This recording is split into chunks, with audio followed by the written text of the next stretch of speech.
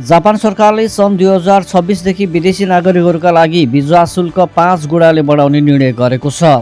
December 26 मा बसेको मन्त्री परिषद बैठकले आगामी आर्थिक वर्षको बजेट योजना मार्फत यस्तो नीति अघि सारेको हो। नयाँ व्यवस्था अनुसार हाल 3000 एन रहेको सिंगल इन्ट्री भिजा शुल्क बढेर 15000 एन पुग्नेछ। त्यसैगरी मल्टिपल इन्ट्री भिजाको शुल्क करिब 30000 एन बढाउने प्रस्ताव गरिएको छ। जापानमा सन् 1978 यता भिजा शुल्क परिवर्तन गरिएको छैन, जसका कारण यो अमेरिका र युरोपेली देशहरूको तुलनामा निकै कम रहेको सरकारको ठहर छ। अनावश्यक वा गलत विवरण सहितका निवेदनहरूलाई निरुत्साहित गर्न पनि शुल्क वृद्धि गर्न लागि अधिकारीहरूले बताएका छन्। यो निर्णयले जापान आउन लागेका नेपाली कामदार, विद्यार्थी र पर्यटकहरूलाई थप आर्थिक भार पर्ने देखिन्छ।